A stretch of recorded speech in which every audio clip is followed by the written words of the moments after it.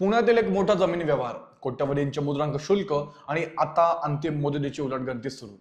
नमस्कार, मी अंशु काशील आणि तुम्ही पाहतात न्यूज डॉट्स. पुण्यातील मुंडवा परिसरातील शासकीय जमिनीच्या गैरव्यवहार प्रकरणात आता महत्वाची घडामोड समोर आलेली आहे.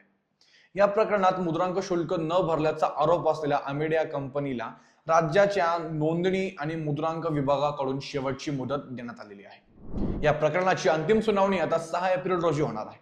काही महिन्यांपूर्वी मुंडवा येथील बॉटॅनिकल सर्वे ऑफ इंडियाच्या जमिनीच्या खरेदीत मोठा गैरव्यवहार उघडकीस आलेला होता.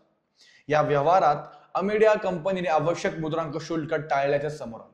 त्यानंतर जिल्हा निबंधक कार्यालयाने कंपनीवरती सुमारे 21 कोटी रुपयांचे मुद्रांक शुल्क आणि त्यावर दरमहा 1% दंडासह एकूण 22 कोटी 47 लाख रुपये भरण्याचा आदेश दिला. ही रक्कम भरण्यासाठी कंपनीला 2 महिन्यांची मुदत देखील देण्यात आली, पण जी 12 फेब्रुवारीला संपली.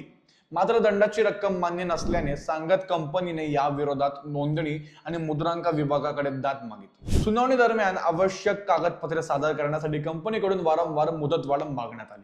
याच पार्श्वभूमीवरती आता विभागाने अंतिम संधी देत 6 एप्रिल पर्यंत कागदपत्रे सादर करण्याचे निर्देश दिले आहेत. या तारखेला अंतिम सुनावणी होणार असून या प्रकरणात पुढील निर्णय काय होतो याकडे सर्वांचेच लक्ष लागलेले आहे. अशाच अधिक अपडेटसाठी पाहत राहा न्यूज डॉट्स.